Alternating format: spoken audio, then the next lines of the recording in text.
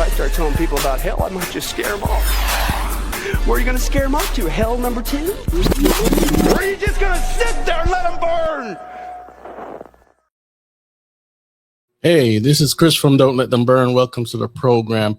This is Amazing Machinations, and tonight we're going to be talking about the Jeffrey Epstein files. Don't forget to check out don'tletthemburn.com. Check out our merch store, and we got a lot coming to you very soon. But without delay, this is going to be a pretty long show. So let me bring in my guest, William Ramsey. How you doing? Great to be with you, Chris. All right, so we all know this has been explosive stuff for the last month pretty much, but a lot of these things got exposed way back in 2016, 2015, and I'm going to play one clip really quick so that we could start this off. But before that, tell people about the books that you authored. Yeah, I've written 5 books, mostly kind of like exposing the occult, those types of topics. My most recent one was about the smiley face killers. That was published in 2023. I already have a second edition of that. And then my podcast is William Ramsey Investigates. And I post a lot on Twitter because I'm not censored there. So if you want to see a lot of my Epstein research, you could go to my Twitter handle, which is at William Ramsey, IN, short for Investigates. All right. So as we get into this, let's add this to the stage and give us a play. True. So it's not just the dogs and the cats, not just the pets. It's not just the dogs and the cats. They're full-on vampires. And everybody still thinks I'm crazy, but I'm not crazy. They're full-on vampires. They love the taste of human flesh and they drink human blood. They do, Tucker. Stop staring at me like that. You're freaking me out, man. Because you spent your life in the entertainment business, so I think you have some authority on this. So many kids that I was in mental institutions with over the years, they are all from those cults. And they've covered it all up. And, I just pray to God. I'm just going to pray to God that he opens everybody's eyes in this country. By the time we go into vote for Trump, that he will open up everybody's eyes and they will stop pretending to be asleep. You know what they say, you can't wake people up that are pretending to be asleep, but I pray to God, please wake up even those who are pretending to be asleep with the irrefutable truth of what the worst people on this planet are really up to. They are really up to that. They're doing it. There are so many victims. There are so many victims. There are so many children victims that are now adults.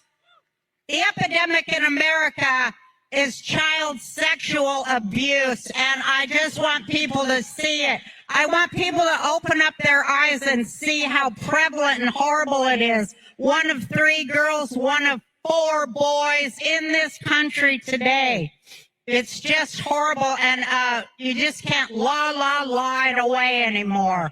It's going to get more and more apparent, and you got to choose your side. All right. So with that, this has been ignored for so long, and this, as many people say, this is the oil of the elites, corporations, you name it, industry. Many people are into this stuff, and we're going to cover some of that tonight. We're going to cover some of the occult meaning of some of this stuff. And I mean, we're talking about millions of files here, guys, so we won't be able to touch everything. I mean, we can go from the 3-letter agencies to even missionaries and people that you think are these great Christian organizations. They traffic children. Okay, so give us a little taste of who this guy is, and then we'll get into some of the files you want to show here. Oh, you're muted. Hold on. Which guy do you want me to cover? Jeffrey Epstein. One of Epstein's buddies, but he's also an evolutionary biologist. But she doesn't sound so crazy now, does she? Oh, no. to that after you read these files, like the jerky code words and cream cheese and Oreos. Like there's weird things between Ariane de Rothschild, like a literal member of the Rothschild family, saying, "We're going to bring you your Oreos in New York." Like who does that? These people all have private chefs. Right. Like Epstein had a private chef. Why is he so worried about jerky? Because they're vampires, man. They're total, they're eating people and stuff. It's not a joke. Like there's kids missing. There's girls being incubated with little babies. Like it's in the files. These are actually one of the interesting things about the Epstein drop is that there were a lot of civil litigation in there. So what that means is like not something done criminally, not through the state, but people suing people in the Epstein network. And somehow, for some reason, they got dropped to the public and you can read through them. And some of them are recent. So they're post the supposed death of Epstein in August 2019. And they are like dogs, like bestiality, feeding to alligators, baby incubating, just stuff that just shocks the conscience. It's just unbelievably evil, totally evil. Yeah. And for those that don't know, he was also connected to Victoria's Secret. He sure was. Yeah. Wexner actually started Victoria's Secret, is my understanding. Yeah. So there was a report from within the files. Somebody opened up to Jeffrey about a place that they were taking kids to that and the kids were getting abused or raped, whatever, and he admitted to the person, "Oh, that's my place." Right. Right. That person is me, is what he wrote back in the email. Yeah. I've heard of a story about some guy who's trafficking kids to get raped, and then he said, "Yeah, that person's me." So he was doing it for 40 years. Insane. Yeah, it's really crazy. Well, the other thing is that I think a lot of people didn't come forward until he was arrested. So what you also see in the files are these incoming sheets to the FBI, which they never did anything about, which tells you everything about the FBI. Yeah. But they came into the FBI after his arrest. And so there's like certain dates in 2019 where everybody's trying to tell, hey, this has been going on forever. There was one I just posted today on my X where it's like, how long has this crime been going on? The guy said 40 years. Like he literally wrote 40 years. So it was a multi-decade, industrial child rape factory for 40 years. And people will blame a lot of the kidnappings on UFOs and whatnot and never look this way, right? They'll never look at the elites. They'll never look at China, Ukraine, South America, you name it, even places in Americas, from Washington State to other California, DC. It happens all over the place. You don't see many kids on the milk boxes anymore, do you? You don't. Right? You don't, but you used to. Yes, exactly. No, go ahead. Well, I was just going to say, there just stories are coming forward of like brutality in kids, even at Zorro. So it's like a multi-jurisdictional crime spree. So it's not just the island. It's not just Miami. It's not just New York. It's New Mexico and everywhere they went. Like one of the things I was reading today was like they're looking for kids in Northern California. They're trying to farm kids through camps in Michigan, this Interlochen camp. Mm-hmm. So they're just equal opportunity abusers, just looking for victims, really predators, looking for victims of any type. And the myth in the files, Chris, is that they're all just like teens or 14 or 15. That's not the case. They're stories of 8, 9, 10-year-olds. So this is pre-pubescent children. It's really evil. Yeah, you could add the information from the Biden administration, the 30,000 kids that disappeared. Supposedly they've been found under the Trump administration. That's a good thing. But how many more are missing that came into this country? Oh my God. Right. We don't know. Like, that's the whole thing, is like, it's like, it's a breakdown of like civilized society or something where you're not tracking these people. We have all these resources to go and, start a war with Iran, but you literally have like some of the most brutal sex traffickers that are doing horror. We don't know like what the end of some of these kids were. Like Courtney Love's dad, Hank Harrison, said that at the Zorro Ranch, when they got done with like, abusing, they would kill them and put them in the desert, just like a mob or something, just like, okay, they're done, next. Yeah, some people have tried to make movies to cover this stuff, but the movie isn't enough. This stuff had to come out. Here's before we get to your slides here.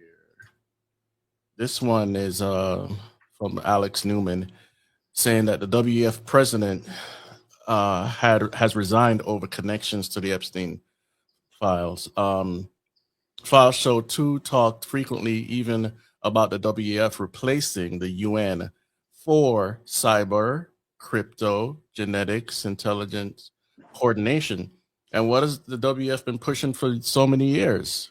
All of these things, total lockdown, CBDCs, you will own nothing and be happy. And lo and behold, they're connected to the same network. Crazy, right? It's really crazy. I called it a global conflagration because so many people are going down. They literally, the first arrest of a royal in 400 years, Prince Andrew was arrested. And it wasn't for sex trafficking. It was for state secrets. So that's something. And then Mandelson got arrested too. He was literally like a Lord and also the ambassador to the U.S. Like, these are bigwigs. These are not like, middle management type. These are really incredible. And they're seeing it. The same thing is happening in France, Germany, everywhere but the U.S., it seems like. Yeah.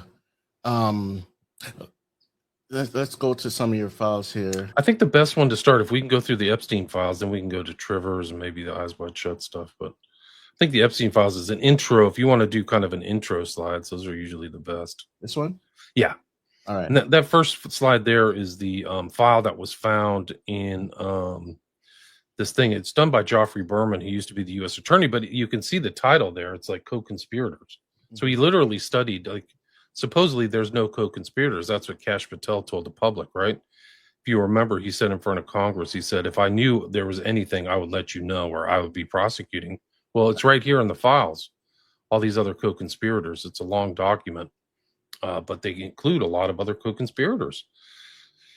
So why aren't you prosecuting them? I mean, these are just so many crimes. It's just crime after crime. Trafficking, crossing state borders, underage kids.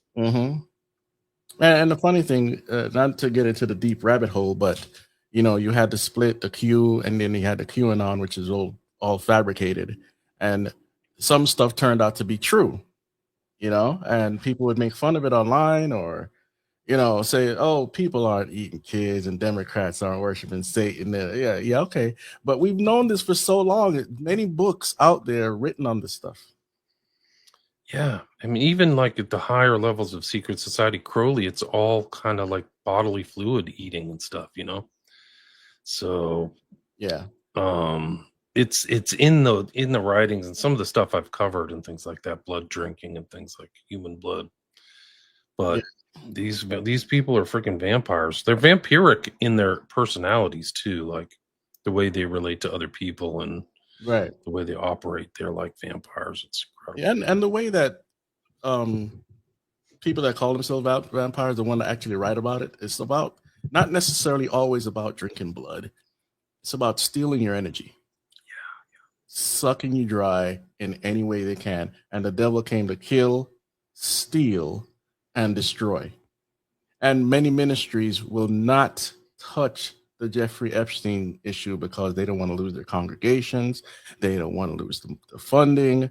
And it's a shame that something this explosive will not be touched by local churches. Even if they did try, they'd probably mess it up anyway. But anyway, so let's see, we got this here. This is the mention of a very dark secret society called the Ninth Circle. He's communicating with Bannon. Bannon is actually associated with another kind of subterranean group, the Knights of Malta. But they're talking in this kind of email chain about Brussels, which is an epicenter of a lot of former child trafficking. The Dutroux affair, this is before the Epstein affair, but that took place kind of in Belgium. And then they're exchanging, and then they're talking about Dante's Inferno.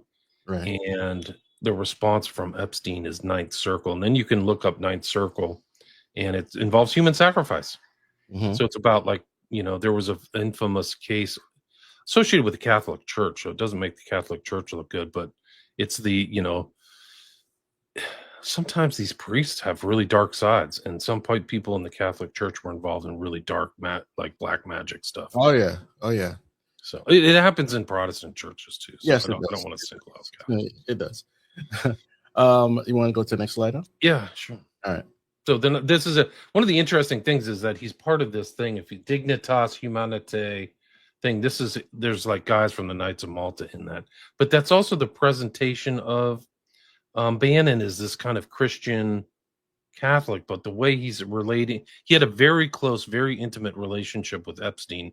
Actually signed a contract as a consultant, is my understanding. It's my opinion. I haven't seen the signed contract. I've seen the contract that was given to him, and it seems like he was trying to rehab Epstein's image leading up to the time of his arrest in July of 2019. Well, now to bring that up, let me go really quick to this one. Give me a second here.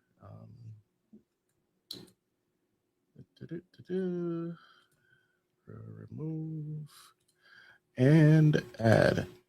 So this has to do with Bannon regarding Dennis the Social. Going back to really 2011, when I was first making Obama's America, my very first documentary film, and I was, of course, completely in the dark about how to go about doing this, somebody said, well, you need to see this guy Steve Bannon. He's got a film company. And basically, Bannon offered to me the following proposition. He said, look, why don't you go out there and raise the money for this film? Go ahead and make the film and be the narrator of the film, and then just sign over the rights to me, meaning to Steve Bannon. I mean, this was a straight out effort to rip it off. I realized over the years, if Steve Bannon comes over to dinner, you better count your spoons. This is the same Steve Bannon who pled guilty to defrauding $15 million worth of donors to the Build the Wall Foundation. His two co-conspirators in that served long jail times. But for some strange reason, Steve pled guilty in Manhattan and he got no jail time.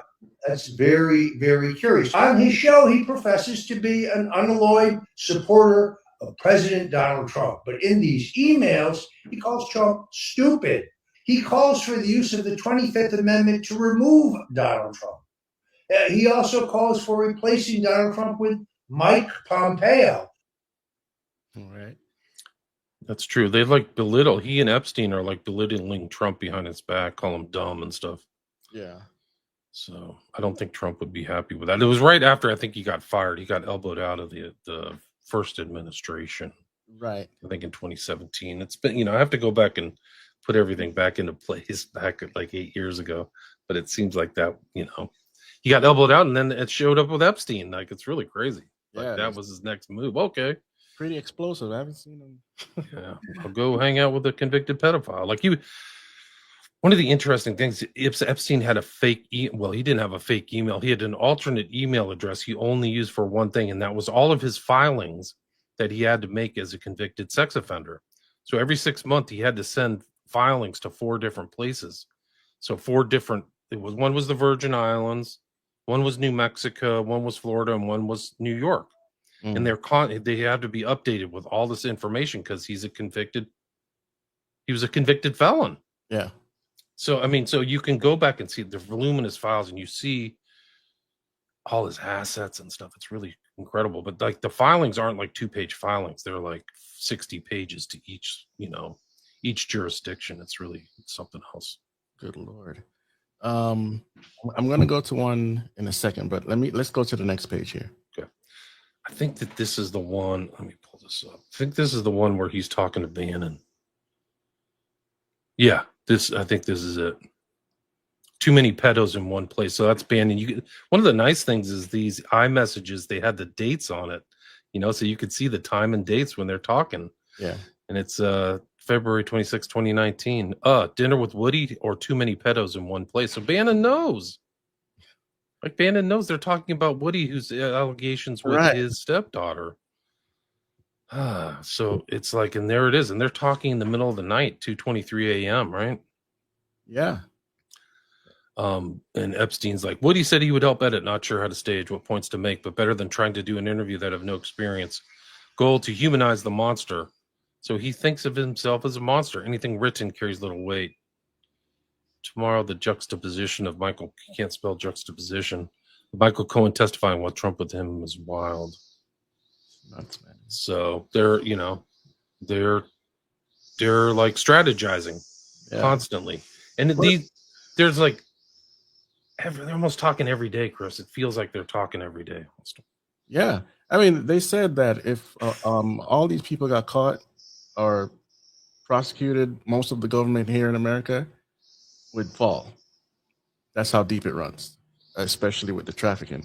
So yeah, I'm not surprised at some names I see coming up. Let's skip really quick to this video here. Let me, this one is the House Oversight Committee just opened the door to subpoena Commerce Secretary Howard Lutnick over Epstein. The sitting cabinet member confirmed by the committee chairman. Very possible. Okay. We'll do one more question. Go ahead. So in the spirit of bipartisanship, would you then ask the Commerce Secretary Howard Lutnick to come testify? It seems like he has some information. That's very possible, and I think I think it's a good possibility that his name will arise in some questioning today. It'll be on my list, and I have an email I printed off for Hillary to ask about Howard Lutnick today. Okay. So, is that Nancy Mace? We're asking again, and I want to remind everyone: we've already brought in Alex Acosta and Bill Barr for deposition. That's two Republicans in the Trump administration. So this isn't just about Democrats. This is about anyone that has any knowledge of Epstein, the investigation. I think we all agree the government failed. The government failed the victims. And what our role is, we can't prosecute anyone. But what we have been doing is getting transparency to the American people. We subpoena. So we'll do one more question. Go ahead. All right, that's it. Bill Barr is very interesting, but go ahead. When I posted that first document that we showed in the slides, the co-conspirator document, that woman right there, Representative Nancy Mace, commented on my ex thing, like she says this is the most important one. So I think that some my also Mary Anolfo really likes my research. He likes it so much that almost the exact things that I've written show up on his feed. Isn't that amazing? Oh wow! Like maybe a couple hours later. Wow! Yeah, I can prove it. I'll bring it up. That's wow. Let's really quick go to this one, and then we get back to the PDF here. This is Clinton. Fox News alert: the Epstein blast radius is expanding, and more names added to the list. Larry Summers, a top operative for Clinton and Obama, today announced he's resigning from Harvard at the end of the year after getting exposed in the files. And Bill Gates is saying sorry. In a town hall at his foundation yesterday, he confessed to having 2 affairs with Russian women while married to his now very wealthy ex-wife, and admitted to flying on Epstein's plane and spending time with him in the U.S. and abroad. But he maintains he did nothing illicit. The billionaire said he met with Epstein starting in 2011, years after Epstein had pleaded guilty in 2008 to soliciting a minor for prostitution. Gates said he was aware of some 18-month thing that had limited Epstein's travel, but said he didn't properly check his background. And we're finding out U.S. Virgin Islands Democrat Governor Albert Bryan Jr. apparently gave Epstein special treatment just before his arrest, helping Epstein with a construction problem he had on Pedophile Island. The global fallout continues. Prince Andrew was first. Now his ex-wife is keeping a low profile, bouncing between properties, even checking into one of the world's most expensive wellness clinics. Reports say she maintained contact with Epstein after his release from prison and even introduced him to her goddaughter. The pressure on Andrew isn't going away. Whistleblowers now alleging he spent taxpayer money on massages.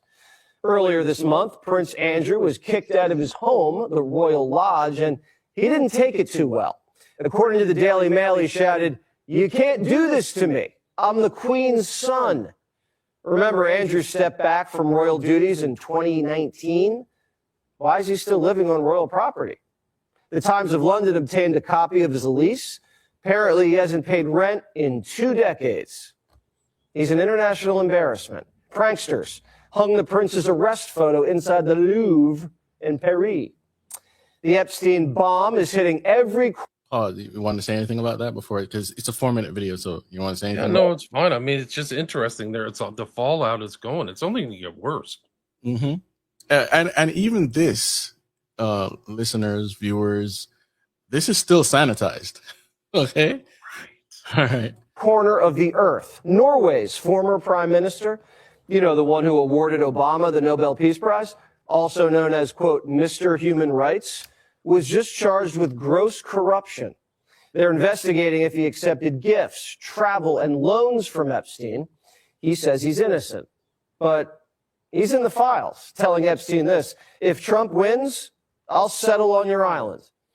And he just checked himself into a hospital due to the strain arising in the wake of this case.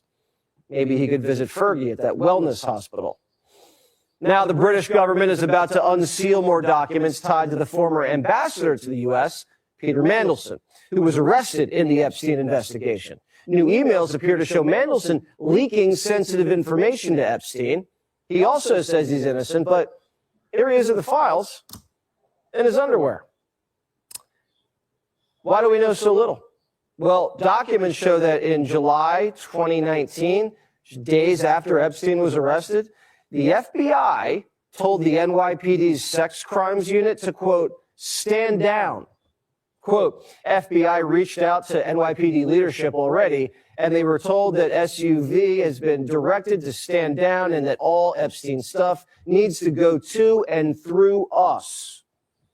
This was right after Epstein was arrested, as New York prosecutors were actively trying to interview victims, build cases, look at co-conspirators. Why cut them out right then? Was that standard procedure or something else?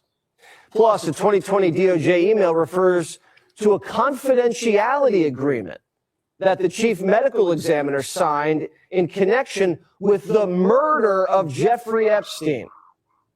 His death was ruled a suicide. So why was the DOJ using murder internally?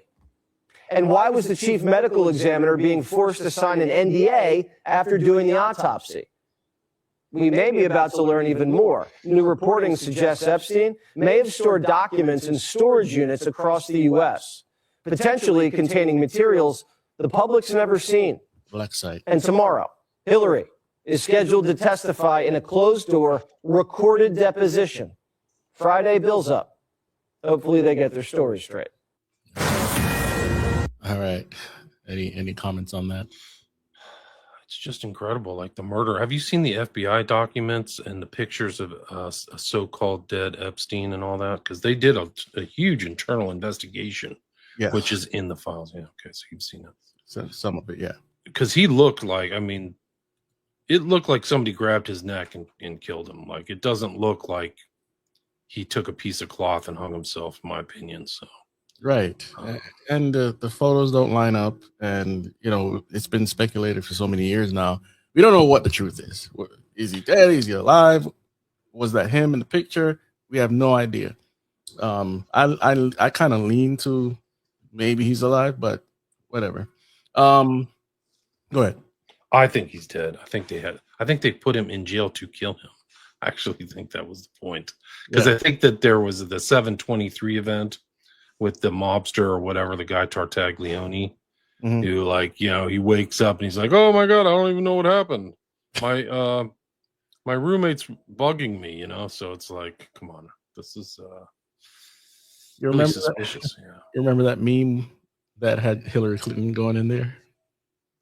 Yeah, That's a good one. That was a funny one. Okay, so what's this now? Let me see. Oh, you know what? Let me read this real quick. Let me see something. Old Dirty Shinobi? Is that what? I don't know how to pronounce it. Okay, 420.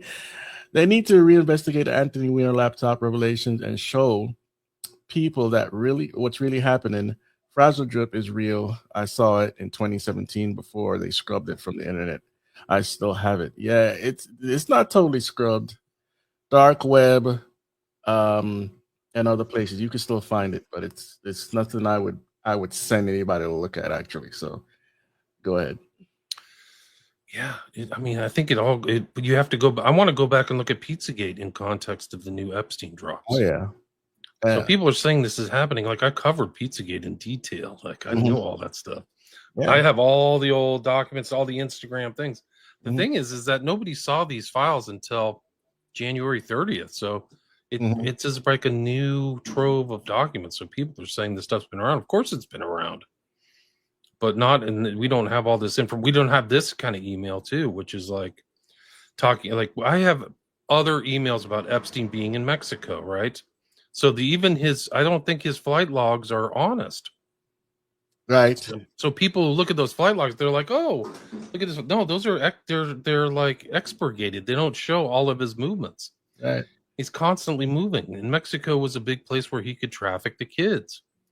And apparently he trafficked stuff from Venezuela too. So it could go straight north, right to the Bahamas. Yes. And the whole thing that happened with Venezuela, that had trafficking issues there too, between China and Iran. And it just goes on and on. It wasn't just about oil. Hey, Sandwich 1846, why the dead face all the time? I'm not understanding that. Anyway. All right, so what's this? This is, for me, it's important because I've done shows on the femicides in Juarez. And what this shows is that there's an allegation by this guy, Ken Turner, that Epstein was at a party organized at the U.S. consulate in Juarez in 2014. Juarez is right on the other side of El Paso. It's not a vacation spot. It's actually the opposite. There's literally nothing there but maquiladoras and poverty. So what is Jeffrey Epstein doing in Juarez? Right. And I think he's affiliated. He's probably there for these dark trafficking things. Like these people are being trafficked out of there. And there's those infamous cases that I just said, femicides. So it needs more research, but I just was like, that just on my radar, that just is like a huge red flag or a ping. Yeah. So I think that hopefully because of all the kind of dark stuff that went on in New Mexico at the Zorro Ranch, which really isn't that far from the border, maybe 300 or 400 miles, 5-hour drive, 6-hour drive. Yeah. Or 1-hour flight. I don't know if people would fly to El Paso, but anyway. Yeah. Okay. So these are the femicides. So these represent the girls. They're all, the thing is that why it like pinged in my brain is like, these are the target things for Epstein's group is like 13, 14-year-old girls, and these are the ones who are being killed in Juarez. The other thing that's really dark about it is that the girls are targeted, or there's thousands of victims, right, over the last decades, kind of like the same era that Epstein's operating the last 40 years. But they found a significant proportion of these girls, they're all impoverished. They live in like shanties, right? But they were trying to better themselves, so they would go to like schools and computer classes and these places, and they would put their information in, and they made a connection between these girls going and putting in all their information and pictures, and then being selected and snatched, and then to be found later dead in the desert. Yeah. So they were what I'm saying is they're pre-selected. It's crazy. Yeah, it's really crazy. It's super dark. Yeah. And they think like there's women who've researched this and people have looked into it. And they think what's happening is these cartels, it's part of this, like their brutality to show how brutal and tough they are, but also like a bonding like they do in satanic groups, where if you sacrifice, something or things together, it like binds the group together in criminality. And so they think that this is part of this thing, is like doing this horrible thing to these women is like binding the team, the Sicario, the team of the people in the cartel together through murder. Yeah, and someone I can't verify this, but I'll say it anyway. Someone said the cartel leader that got executed the other day, it wasn't just he was smuggling drugs, he was a CIA op for deep state, and he was also involved in trafficking. Yeah. Well, so it's worth more than money. It's worth more than drugs. Sorry, human trafficking, because you can get money from it over and over again, right? Yeah, absolutely. So these are the victims, the parents. you can see their, you know, names, and this is what they look like. They're like little kids. Mm-hmm. This is on the border between Juarez and El Paso, is the representation of all the femicides. So anybody who passes between the border will see this. And that's how important it is to Juarez. It's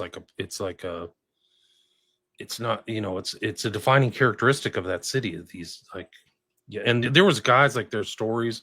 Some Egyptian guy moved there because he was into, like, he was a very nasty character who liked torturing women, supposedly, allegedly. Yeah, I think he's dead now, but like that's why he went to Juarez, so he could be part of that. Like, that was his kink, you know. Yeah. Paul D937C2R says there was an article about El Mencho was eating victims with his cartel member. Well, you got we're going to get into the occult component of some of this in a minute, and cannibalism is part and parcel of all this stuff. You wouldn't believe what people do at the deepest depths of sin.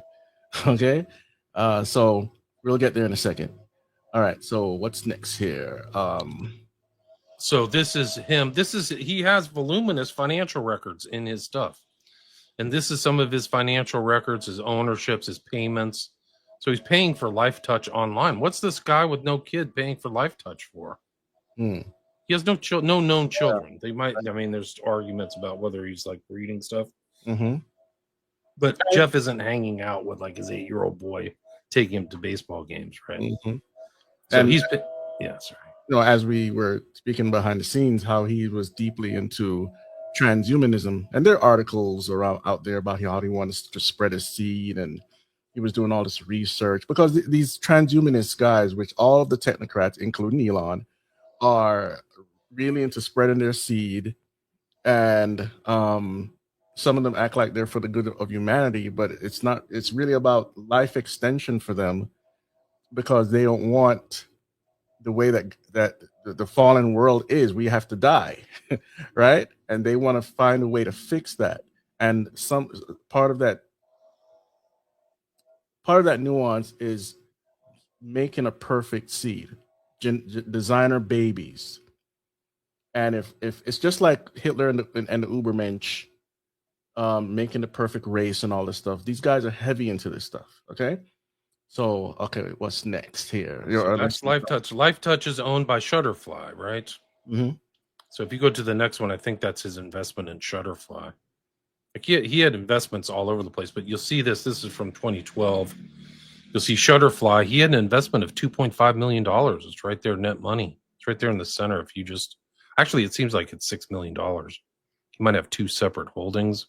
Yeah, but it's a significant amount of. I don't know what the value of the company is, but he has a significant amount of like shares. There it is, 79,000 shares of Shutterfly, and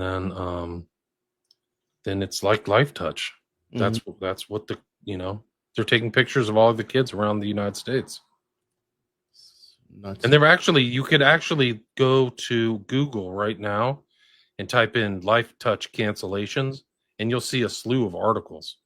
You will literally see like 10 articles of school systems all around the United States who've canceled their Life Touch contracts. Industry. That's the guy. That's Apollo. So it's owned by Apollo 2, which is a hedge fund, and that's the guy. His name is Leon Black. He's all over these files. His nickname is Shrek. They think he looks like Shrek. Yeah. So, and he's like, according to what people have told, you know, it's not court cases, but what people have said, this guy's done really monstrous stuff. That's the monolith shape of their building in New York City. That's one of the things, like we talked about Tesseract, but the monolith. Yeah. Monolith is another kind of a cult symbol. Right. It's not a mistake. It's in there at 2001 Space Odyssey. Yeah, and they say, I mean, Stanley Kubrick's daughter said he wasn't a lefty and he wasn't into the occult. So the only summation there is that maybe, because he did believe in evolution, and which is a lie from hell, but maybe he was trying to show us something that the world wasn't ready for. What do you think? 100% agree with you. I think that's what he was doing. There's no evidence that he really practiced anything like that. He practiced working. He was like a workaholic. So he was constantly creating. But I think he was trying to show us something with Eyes Wide Shut for sure. And I think he's right. I mean, when you watch it, you know, it didn't get a lot of fanfare apparently when it came out in 1999, but it's only resonated through time, I think. So he, like his other stuff, he's probably ahead of the curve. Yeah, once you start investigating the Freemasons, the Rosicrucians, and all these secret little cults, Eyes Wide Shut becomes more relevant as you go on. I think you're right. Yeah. Let's see. Most cartels are in various death cults. Yes. Yeah, narco-satanic groups. Yep. All right, let's go to the next one, and I'm going to speed up a little bit here. Just Apollo. It's just these guys are all over the files. This guy Josh Harris, Leon Black. So I included this file, 2 weeks old. I got to update all my slides, but this was. I just wanted to show that, these guys are doing this stuff. Well, also the name they chose. This is not just an innocent name they picked from the pantheon of gods.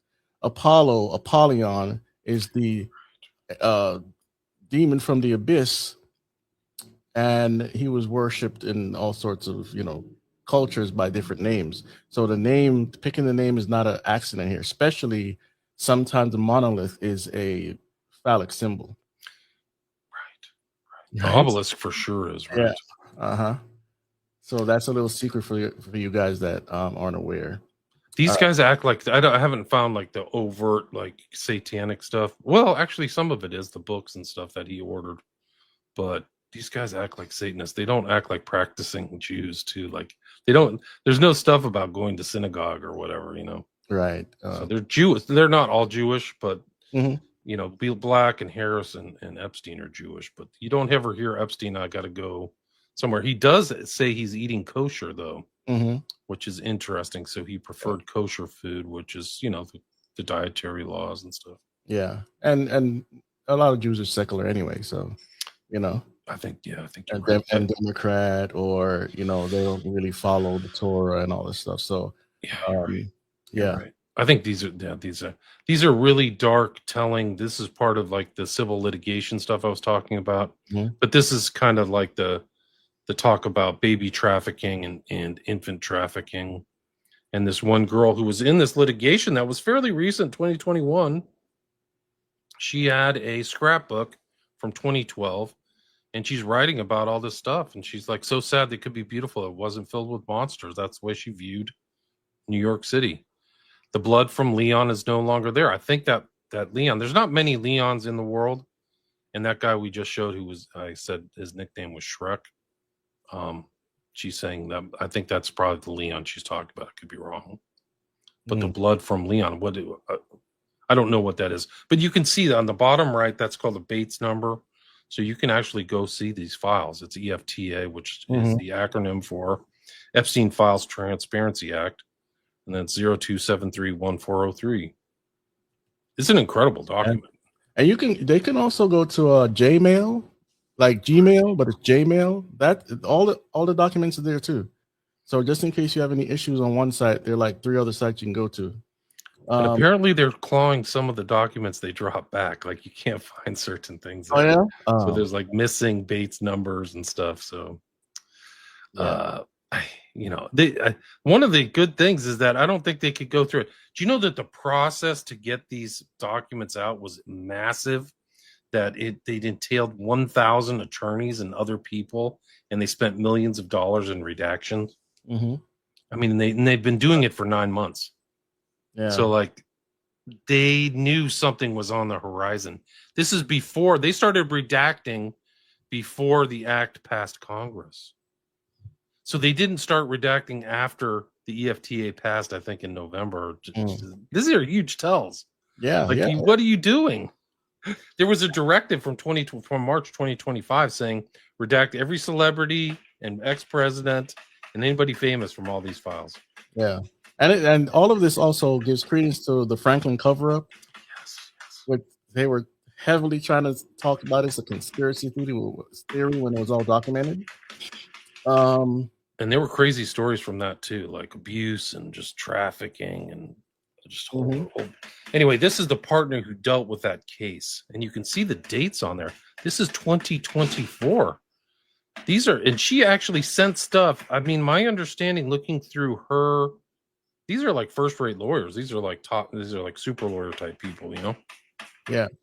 But looking through this case, this civil case, I think she sent, there's images you can see there that we won't see, but it says Leon Black. And then I think she sent some of the stuff to the authorities, to the Southern District in New York. So she was dealing with a civil case, but also trying to go, hey, I got information that could be criminally, you know, important for a criminal investigation.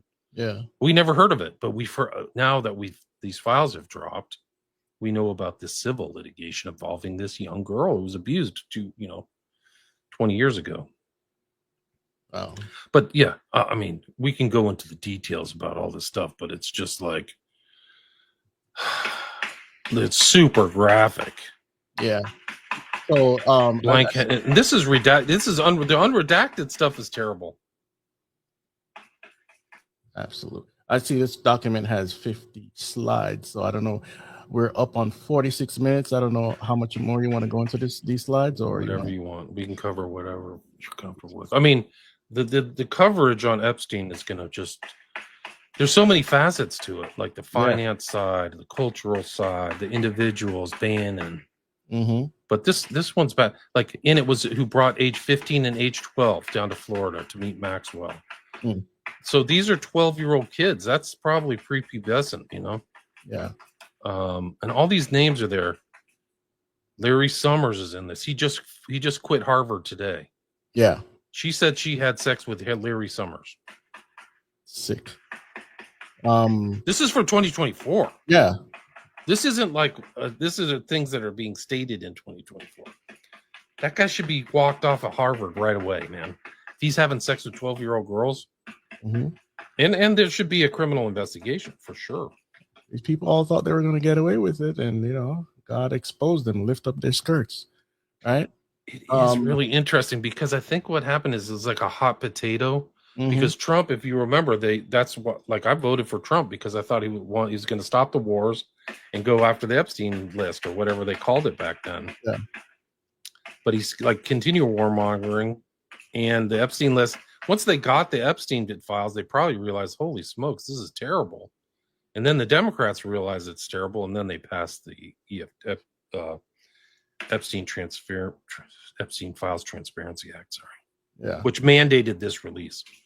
Unless we forget, Blanche, who is the Deputy Attorney General, said that he kept away 2.5 million files because they involved torture, death, and child porn.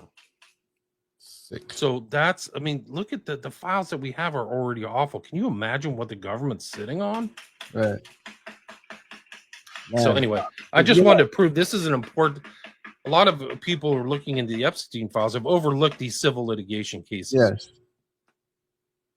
Yes. Let me remove this for a second. These two jokers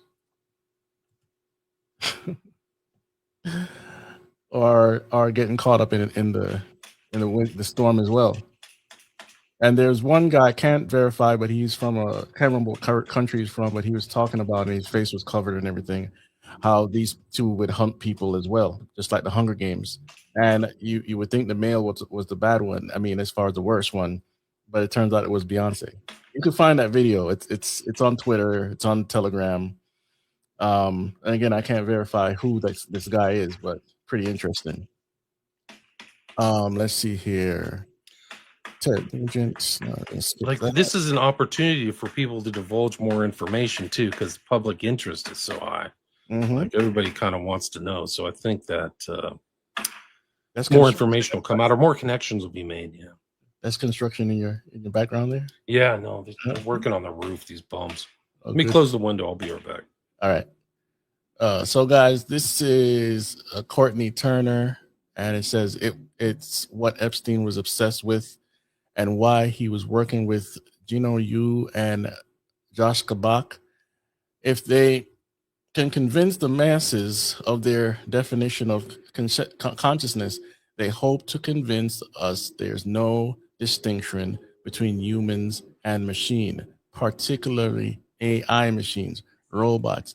So this goes into the whole technocracy issue, why we're being inundated with all the technology that we're being inundated now. It's a part of their mindset, okay? And it leads right back to guess who? Jeffrey Epstein. But it's not a new plan. It's been around since like the late 1800s, early 1900s, 1920s, 30s. And so the concept is the traditional view, and then it goes down to the singularity where AI becomes smarter than humans, and then neosphere, a planetary web of information, that's also called a global brain. Okay. And a technology, a tool for automation. So on the traditional view, most people can't figure this out. Okay. But then when you go into the bridge view, humans use AI to transcend the ego. That kind of also means transcend who we are, consciousness, taking our supposed brain algorithms and put them in a robot or a hologram or a clone. Then a planetary web of shared presence and flow. What does that mean? Oh, global brain. We'll be all connected by brain chips and all these things that people think are so wonderful. Google goggles and glasses, and eventually all of it's going to be in your body through biometrics, okay? And techno sorcery. Then the technology now, it says a tool for spiritual awakening. This also leads to transhumanism and posthumanism. Now, I don't think God's going to let a lot of this go on, but you're going to see some horrific things come to this planet in the 7-year tribulation. And these people are working, they're working for Satan, believe it or not. They're Luciferians. A lot of them, not all, but a lot of them. Go ahead. Totally agree. Total Luciferian ideology. When you read through all this stuff, you get that mentality. They're going to recreate the world like alchemists or Gnostics or something, like there's imperfection, and their views are going to be what changes everything for the better. Yeah. That's Courtney Turner too. I've had her on my show. Yeah, pretty yeah. And then that guy Gino Hughes, all over the emails, I keep seeing his name. It's a whole nother thing. Like I did Trivers, but like Gino Hughes, another one, that guy Bosch, there's another guy Brian something, and they're all like transhumanists. That's what they're talking about. Like, I'm going to create it like casually, like this isn't through the government.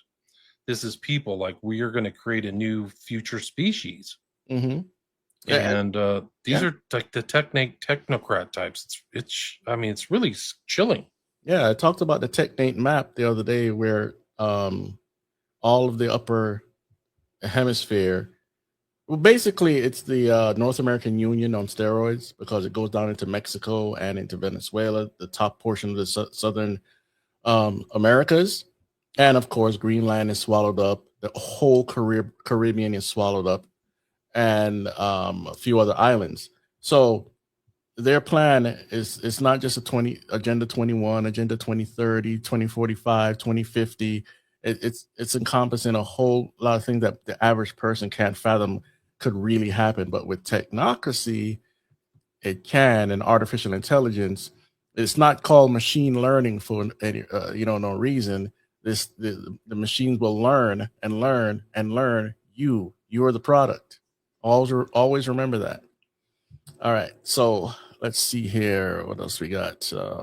This is Mike Benz. Let's see. This is more. He went into the WikiLeaks, and I'm not going to play this because it's 29 minutes, and found that the Soros family has been working with the U.S. State Department for 50 years. And I'm pretty sure this dovetails into the whole Epstein stuff. Any thoughts on that?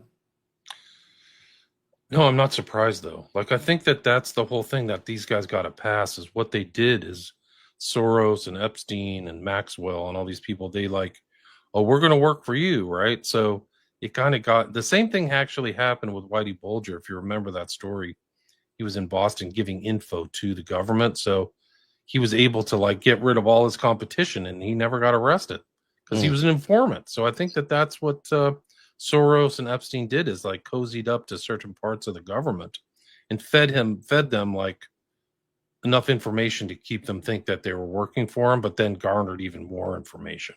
Yeah. And I think that's how they kept from getting arrested for that long, you know. Yeah. Right. And they're blackmailing people, so they're just like full Yeah. blackmail.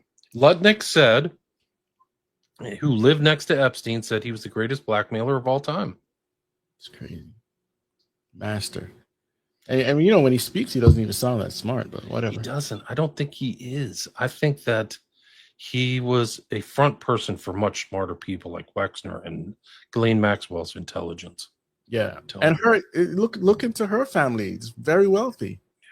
I'm not sure how much she's connected to the actual money, but I saw a nice documentary on her family, and it's pretty interesting. But the dad, Robert Maxwell, absconded with like pension funds in the UK. It was a huge scandal, but the amount was 400 million pounds. It's like a huge amount of money.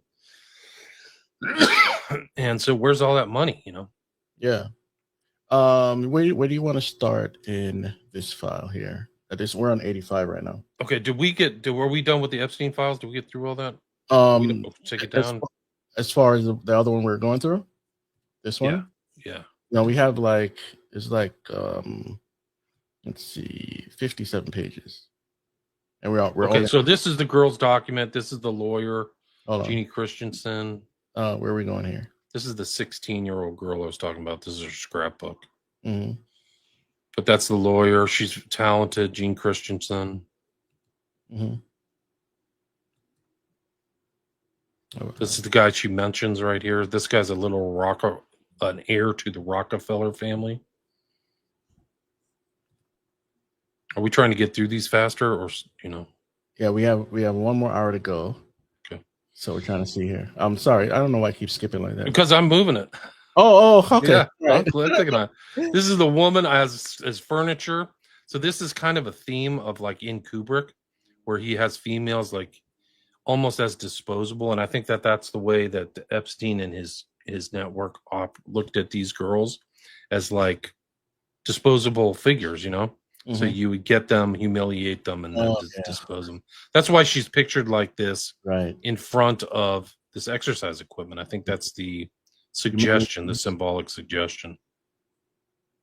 There's a secret society in these documents that I'd never heard of, and it's called the Zodiac. It's only a 12-person society, and somebody's sending it to Jeffrey, and like Murray Gell-Mann was the head of the Santa Fe Institute, which is a whole nother show, but other members are Tom Brokaw and Paul Volcker. Volcker was the head of the Federal Reserve. Tom Brokaw, you mean? Yeah, he was the guy. That was the good news guy. Yeah. So they're in this. You are a member until your death. Wow. But if you're senile, they can put you into an eccentric orbit and not invite you to meetings. No minorities or women allowed. You know, there's the governor of Florida. Yeah, it's he's also in the Knights of Malta. Just I'm not surprised. He was also a Yaley, and he's part of one of the Yale secret societies. Not Skull and Bones, but yeah, something else. I'm not surprised. DeSantis. Yes. Yeah. These are just, you know, they know Hillary. Leaders prefer Donald. They know Hillary. This is Tom Pritzker. It's just like they're strategizing on like a global level. We're talking about global recruits, Saudi and Yemen, general counsel in Europe. So they're kind of like, you know, following stuff. Yeah. This is like the element to Jeffrey Epstein, that he's on some kind of weird diet. Feeling better? No, I'm in bed, laying on the floor, I can't move. Compilation preview, creamy shrimp. Now you remember, like, you're not allowed to eat shrimp. It's not kosher. Right. None of this, like the seafood that like has a shell or something. Lobster, it's not kosher. So they're talking in code words here: shrimp and cream sauce. You see that up at the top, and then twins, like twins what? Mm-hmm. Oh, poor you. I know how much you hate those stomach aches. Compilation preview, creamy shrimp. Why did they edit out this person? Why did they redact this person? Right. If they're not guilty, they should just put it out. Like, why is it redacted? Who cares? But it's obviously a code word. I mean, for me, shrimp and cream sauce. Yeah. I've never had shrimp and cream sauce ever. Well, maybe there's a dish out there like that. I doubt that's just it. an example of code. So shrimp is not kosher according to Jewish law. Yeah. Jeffrey Epstein did eat kosher foods. Mm-hmm. Pretenders final. And it's important. The diet is important because remember, these guys are into life extension. Yeah. Right. And so they're going to try to eat as clean as possible. When you hear Elon Musk, and not that I'm trying to wrap him up into all this, but more of a technocrat issue, transhumanism, he's talking about finding the crack in the code to life extension, and we could live longer and all this stuff. That's how a transhumanism technocrat thinker thinks, but most people don't know that. So it's all about life extension because they want to avoid having accountability to God. Right. They know he exists. They can call themselves atheists, agnostic, all they want to. They know he exists, but they refuse to bend the knee. Go ahead. You're absolutely right. I think so. I think Jeff Epstein he admits he's a coward in these FBI documents. Mm-hmm. And, they don't believe in an afterlife. So it's like, it's all here, all nothing. He says here to Bannon, I've ordered Jew food, my favorite, inbound. So Bannon's on the way in. Mm-hmm. Arizona or Albuquerque dates or something. Like, are you coming to the ranch? You're welcome with your boys to see my ranch. It's pretty unique. 45 minutes from Albuquerque. So who are his boys? Probably his friends, or maybe it is his children. I think Bannon has boys. I'm not sure. Yeah. Put platter in freezer for shrimp. 2017. It's just a weird thing. Like, you would have to set like an alert. I need a platter to be put in the freezer for the shrimp. Yeah, that is weird. Like, who cares? I've never heard of that. Yeah. Maybe shrimp. Pardon? What year was that? 2017. 17. You could have texted that, or right, or just. I mean, who cares? Just get a plate. Put the shrimp on a freaking plate. You don't need it frozen. This is because it's not shrimp. Something else is going on. Yeah. Maybe shrimp. But one of the artworks that we'll see, I think, is in the slideshow, is it's called Shrimp Cocktail, and it's like a 2-year-old baby inside a sink. And we'll see, like he had a taste. It's over Pizzagate pops up this taste in like deviant art, like this kind of twisted art they like. Yes. Like the Podestas. Yeah. And if you remember Pizzagate, like one of the big aha moments is like Marina Abramovich doing that blood ritual, right? The spirit cooking. Mm-hmm. Well, she's in this stuff too. And there was something called the Edge Foundation where it seemed like an influence operation that happened in Silicon Valley involving Musk. You bring up Musk, but there's documents, and I think I have them in somewhere, but where they're trying to set up it's like a luncheon meeting, and they're really touting Marina Abramovich. And this is about 2015 or 2016. So it's before Pizzagate, but this guy Stockman, I think it's Stockman, is like, hey guys, we have this great artist. Let's all get together at Sergey Brin's house, and we'll have a small meeting. And I have this great, thing. And she's a stone cold blood, operating witch. Yeah. Oh, by the way, audience, if you haven't seen our tag team on Marina Abramovich, there's a show that we did, and we did Aleister Crowley. We did another one on music, couple of them on Spirit Behind the Music, covered the Beatles and a bunch of other artists, and the link between Crowley.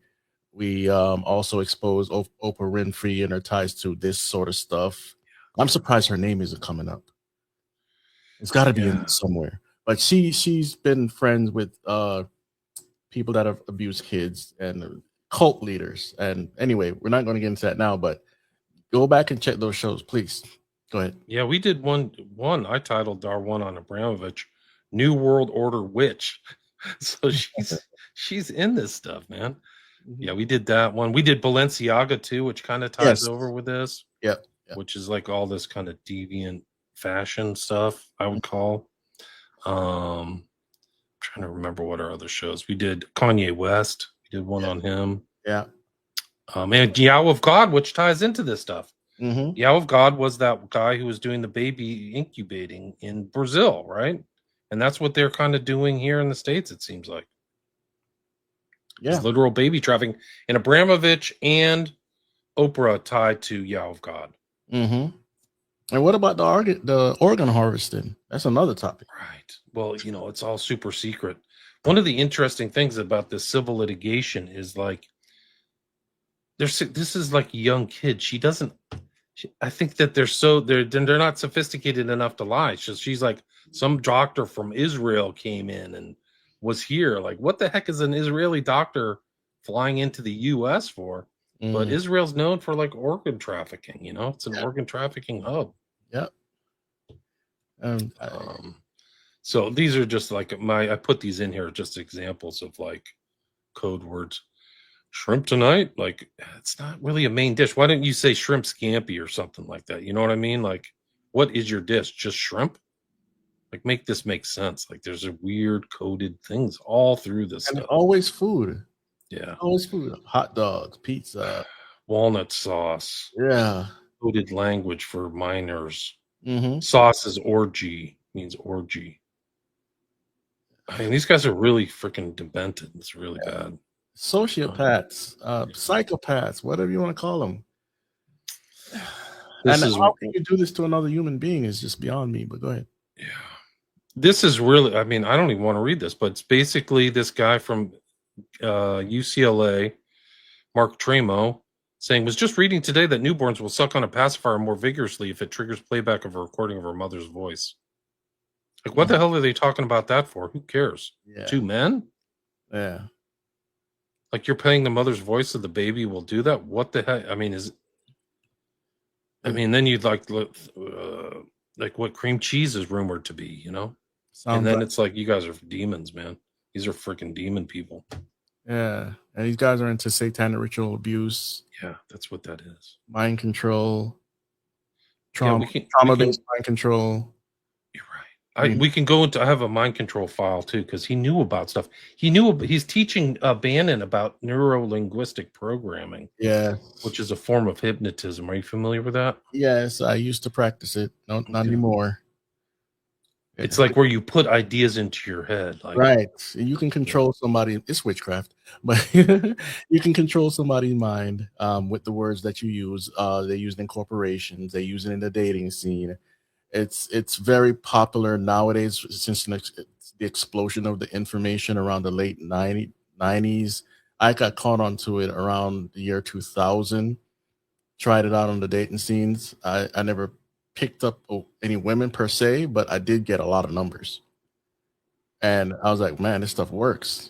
I left it alone. And after a while, I kind of figured out what it was based on the words, because witchcraft has to do with casting a spelling, throwing the words out there and controlling someone's mind. You could do it in the boardroom too. It's in the boardroom all the time. People use it. Advertising, right? Stuff like that too. Yeah. Suggestion.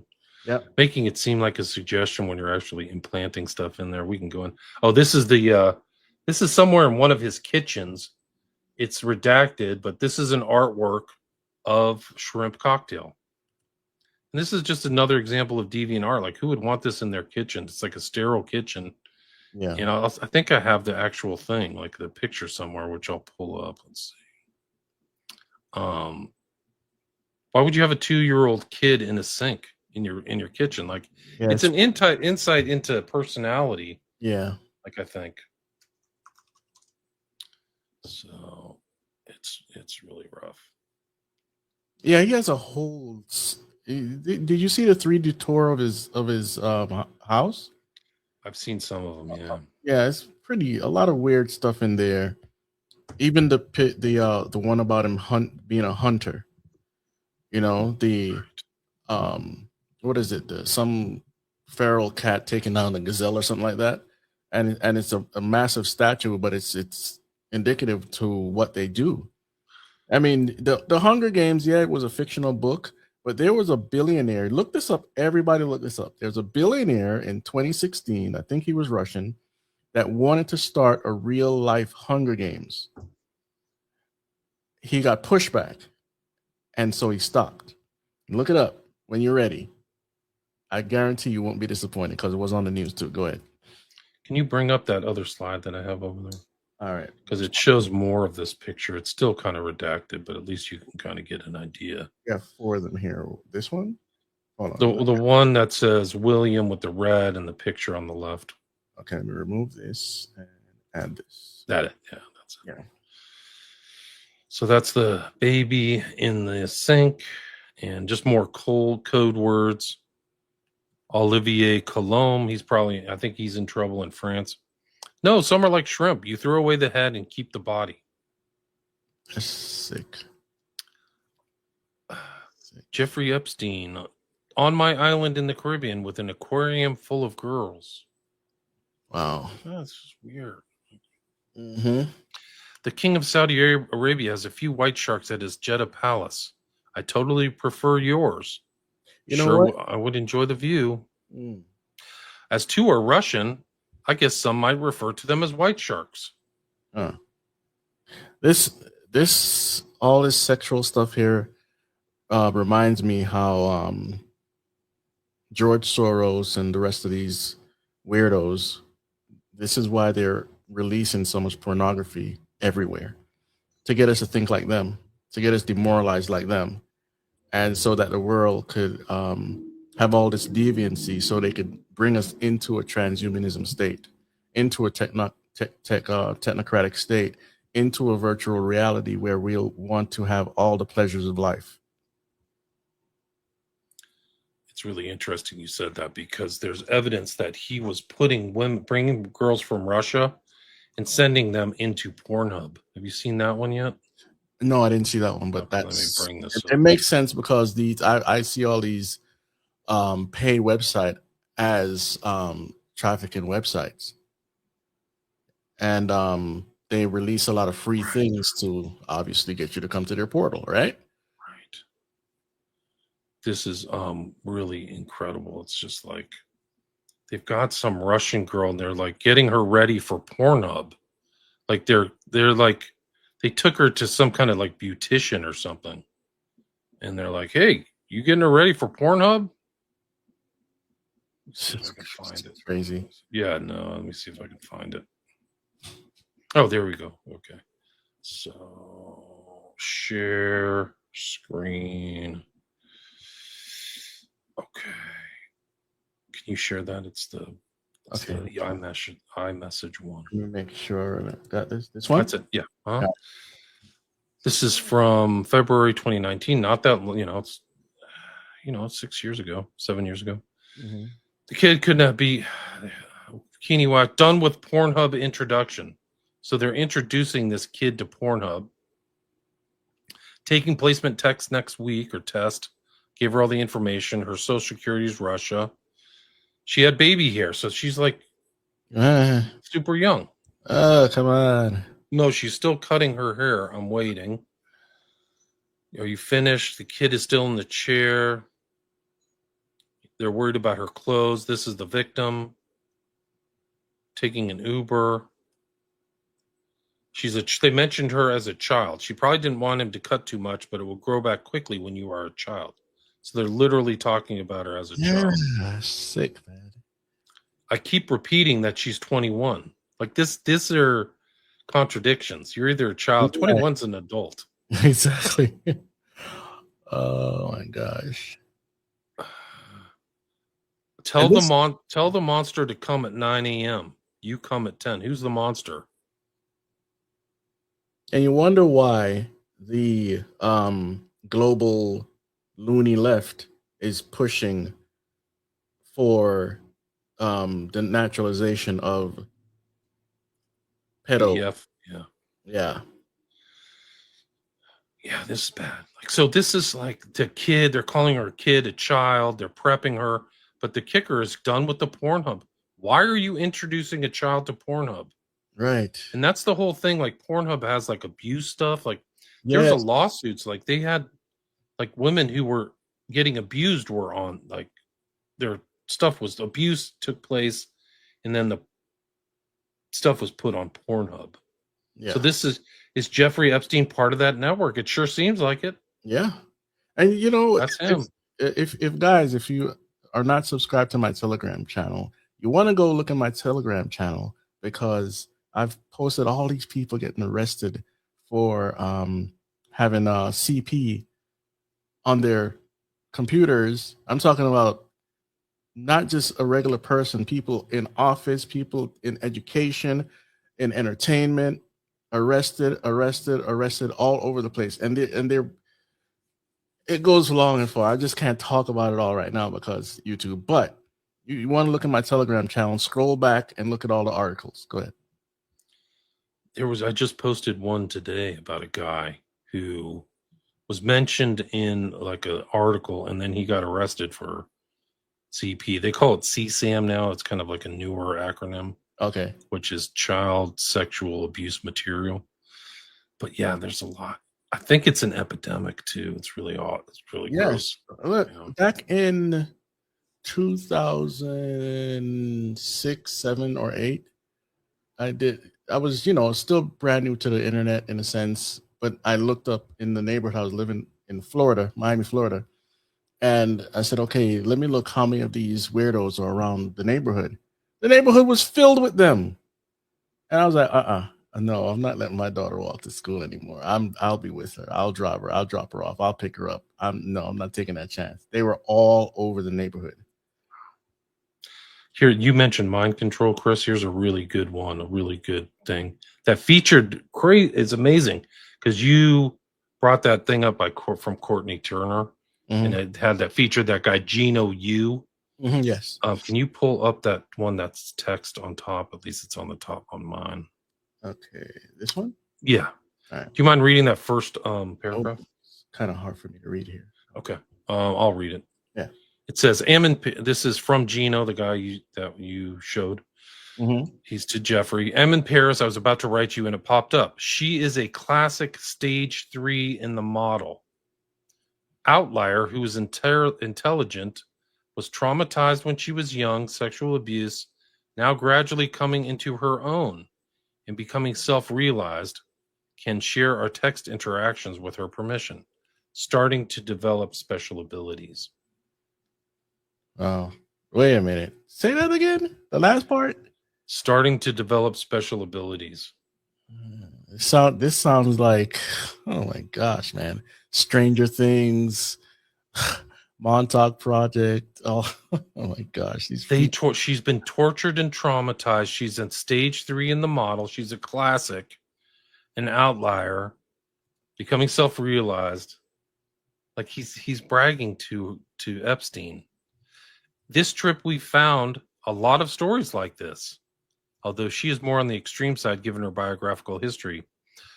Been working with many such people with the model, so I don't know what his model is yet, with good success. Incidentally, she's based in NYC. I can set up a meeting if you have interest. In London, I met with a group that leverages Iboga and spiritual traditions from Gabon to offer this. Yes. Which is alternate paradigms. Yeah. So it's pretty much, when you start, it's just a pattern.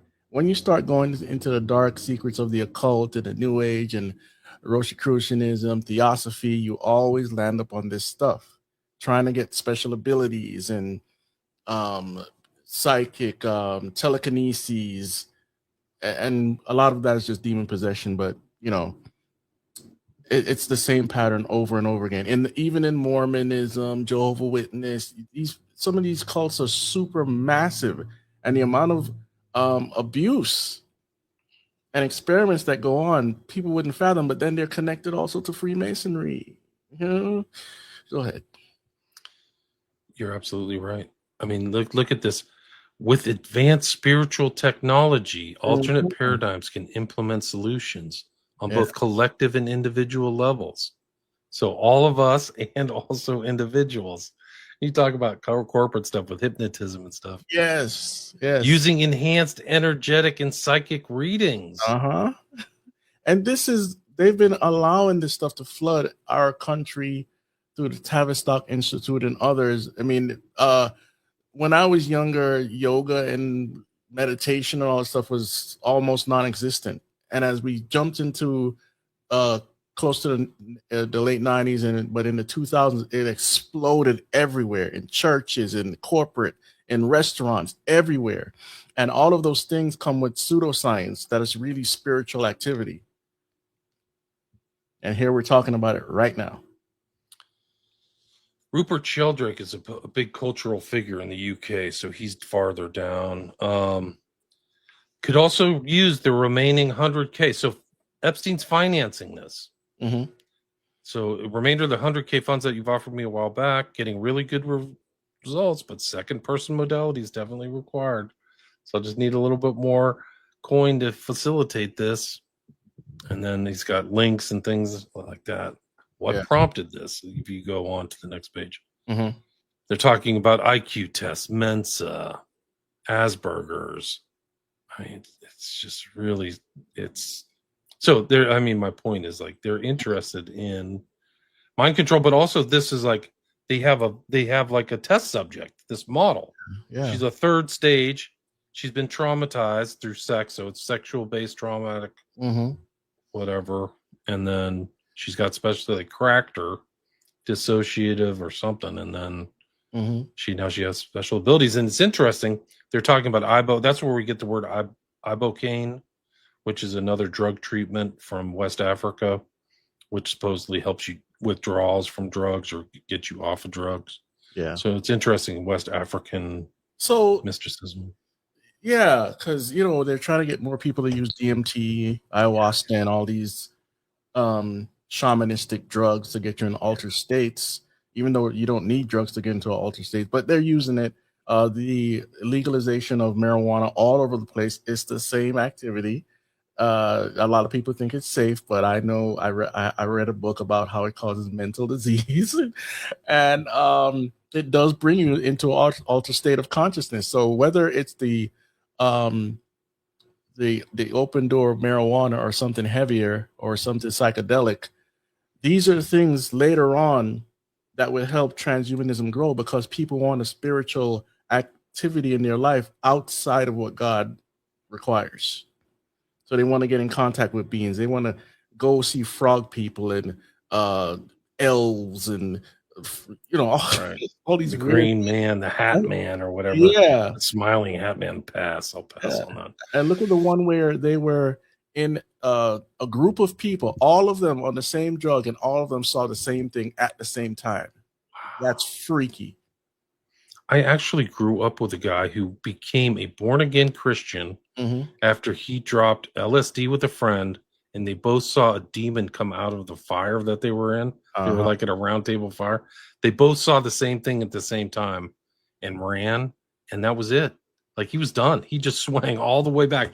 Like, this is kind of like a person who did tons of drugs. Yeah. Next thing you know, man, he's like at church, speaking in tongues, man. He was like, this stuff's real, man. Like, it was, he had a spiritual awakening, but after seeing like demonic activity or something, man. Yeah. And that's another thing where the virtual reality glasses, a lot of people are going to suffer from psychosis with all this technology. They're not going to know how to live, and they're not going to know what's real from what's fake. Some of the technology I see coming that a lot of people just don't know about, the augmented reality, the glasses, the way your reality is going to get blurred so much. This is the stuff that they're leading you. This document you just read, it's leading you right to this. Yeah. The thing is that's how influential culturally Epstein is, because he's financing all this stuff. Well, if we get to this Trivers document, he's financing him too. Yeah. So he's financing this Luciferian cultural change. So we just see, this most recent drop lets us see behind the curtain to like the wizard pulling the levers. Right. And Epstein's just one, I think, of many. Yeah. So, like, imagine these guys getting multiple handouts from rich Luciferian Jews or whatever. Yeah. Like, you just like, wow.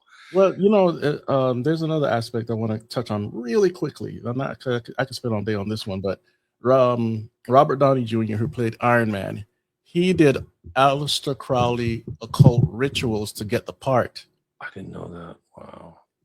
You can find it online. You don't need to read a book. It's online. I think the article is Marvel just... No, actually, there is a book, and I'll try to get that for you later on. But okay. But Iron I'd Man... like to see that. Yeah, I didn't know that. Yeah, Iron Man in the Marvel Universe is the Antichrist, and it's not a secret. But he did do Aleister Crowley rituals to get the part. Anyway, so it just gets worse and worse. You just find out more and more stuff about people and how much they're into the occult. It's just incredible. If you can open this one, this is another one. This is about mind control too. This is from you mentioned J-Mail. I think this is a J-Mail pick. Okay. But it's Jeffrey. You told me about the technology you tried where they erase your short-term memory. Is this work published? Which lab is it? So he's asking Jeff this. Jeff responds, many. Transmagnetic stimulation is the device. Much work done on using it for trauma, amnesia, etc. And people don't believe that this technology exists. We knew a long time ago, but now we're seeing it through a conversation with somebody that actually existed. You don't have to go to conspiracy sites. Here it is. Transmagnetic amnesia. He also, have you heard of his trumpet plants? No, I haven't. Okay, well, there we go. Let's get that up here. I'm going to try to show some links to where people can find the files, even though you have to choose your poison because, like William said, some of the sites don't have all the files, even though they claim they do. Yeah. And in one person said that while they were looking at files, like thousands of them disappeared as they were looking on the government website. They've clawed stuff back. It's too damning. Maybe you could bring that up right there. That one that says, "Ask Chris about my trumpet plants at nursery." So he's like, "My trumpet plants. What's a trumpet plant?" Well, it's also another name for the angel plant, which is where we get scopolamine. So he was actually had at the nursery in Zorro. He was putting this plant. If you can pull those yellow petaled flower, that's it. Yeah. So that's known as angel's breath in Colombia, and that's where people can get scopolamine, which basically is like an amnesia, very powerful amnesic drug, but it also kind of turns you into a suggestible zombie. So not only do you forget, but people can kind of lead you around. And a lot of guys who've kind of gone South America on sex tourism, some of the prostitutes will give them this, and then the prostitutes take them to their bank, empty their bank account, and then bail. And then the guy wakes up, he has no money in his bank account, he doesn't even know what happened. And the CIA's tested it through MK Ultra and all this stuff. Yeah. But it's just incredible that this is in these files. It just shows Jeff is doing all this work, or he's knowledgeable about this. He's been exposed to it. Yes. And then there's these. You're gonna be shocked by this one. So this is from Santino, and this is confirmed. Like, I've seen this picture in his in his house. I think this is the one on excuse me, on Little St. James. But if you can bring up the one with the writing on it. Yeah, thank you. So this is based on a fairly recent movie that was directed by Zoe Kravitz, right? So was it Lenny Kravitz's daughter? Yeah. It's called Blink Twice. And it's about a perfume they give to people. It gives them amnesia. And it's called Byredo. And Jeffrey had this Byredo perfume on his shelf. Like, he literally had it. And it's just like memory erasing scheme. So like the synopsis of the film is that It's a psychological thriller that takes place on a private island where memories are erased. Wow. And they blatantly put it right in front of you. So like she's either probably got the ideas from like people who've been to the island, right? So like maybe it's just like gone through the grapevine, like, hey, let's write the story that's based on this. So like here it is, the billionaire tech mogul, right? So another theme, and his entourage of male friends, Vic, Christian Slater, Cody, Simon Rex, and Tom, Haley Joe Osment, take pleasure in abusing and assaulting the women in the group. This is like the full Epstein, playbook. Yeah. Erasing the survivor's memories means the men can continue abusing the women without being held accountable. The film is about power dynamics. Those with power have absolute control over those without it. I have to watch this movie. Like, I haven't seen the movie. But pardon? I said I haven't seen it either. Yeah, I blinked twice, so I'll check it out. But somebody else, so that's Santino at the real Santino. I don't want to lift people's work without acknowledging that. Yeah. But somebody then I saw that, and then somebody posted this to me. Get a kick out of this. So that's blinked twice. Okay. And then Bella sent this to me at Feminine Woman. Mm-hmm. You should check out that movie, William. Throughout the movie, there's a smiley face lighter that belongs to the character Jess. It has a significant appearance. Could you explain that to people really quick? The smiley face. So this whole phenomenon of young men disappearing out of bars, it started to pick up somewhere in the late 90s.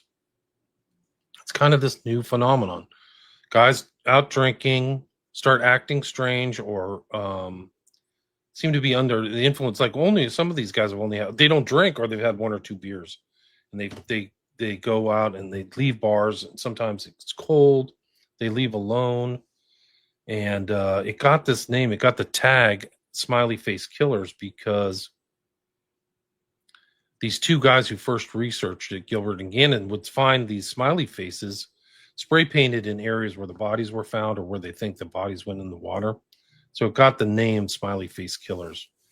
And it really became kind of, it's also corresponded with this growth of the smiley face in popular culture, this yellow smiley face, whether it was in Fight Club or in Moore's The Watchmen. Yes. And so this is like a remnant of it, just pops up in the strangest place. It's some kind of secret society thing. Yeah. But the fact that it's in this movie Blink Twice is like mind blowing.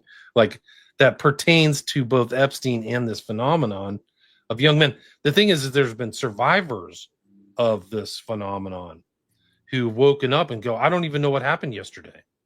So they've clearly been drugged with scopolamine or something like that. Yeah. GHB or RHB or whatever the stuff is, GHB, I think. So they forgot. So it's like the perfect crime. So it emulates this movie seems to emulate this real life phenomenon. And that's my most recent book. Like I wrote 400 pages on it because there's so many deaths. There's like 500 deaths. So there's like a drug people in bars culture. It ties into this Epstein thing where like the pre-selection stuff or like the selection of victims isn't random. Like they literally go out to find somebody. It seems like that's the case in some of the cases that I've studied, is these young men are pre-selected either through gay apps or something, some other tell or indicator. Right.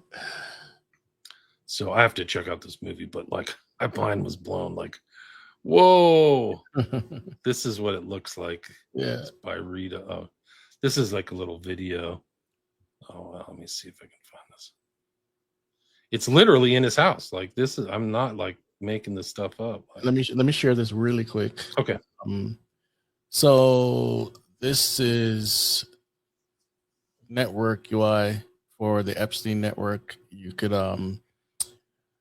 I'll put this link in the chat so you could go and search this site. It's kind of slowing on my computer right now, so I can't do much. And I'll show you the rest later when I get this tab out. What do you have here? At the stage. The Byredo and Epstein's house. That's like a video I think I took from the internet. All right. Yeah, let me just play it. It's literally, you can go find this video. Mm-hmm. Do you mind playing that video? There, go back. Um, Because there's two examples of it in Epstein's house. There's like a perfume and a candle. yeah. So that's the perfume. That's the perfume, parfum, and that's the candle. This guy's just into everything that we would never put our fingers on. He's keyed into a lot of stuff, man. It's no question about it. Educational control. He's talking about educational control in one of these things. And that's how they get the youth first, right? Yeah. They get He's like deliberately corrupting the youth. Like, look at this one. This one's crazy. It's like talking about deliberately corrupting the youth with like porn. Wow. Let me add it. All right. Yeah. The best scheme I've come up with so far is to use XPRIZE to co-opt the existing video game industry. This is from 2013. Imagine you are looking at a door in a video game. It has squiggly symbols on it. Little munchkins walk up. The door opens and they're greeted by a hot princess with big boot, in a thong. The door closes in your face. You're going to learn to read and pronounce kanji, because this is like they've sexualized it.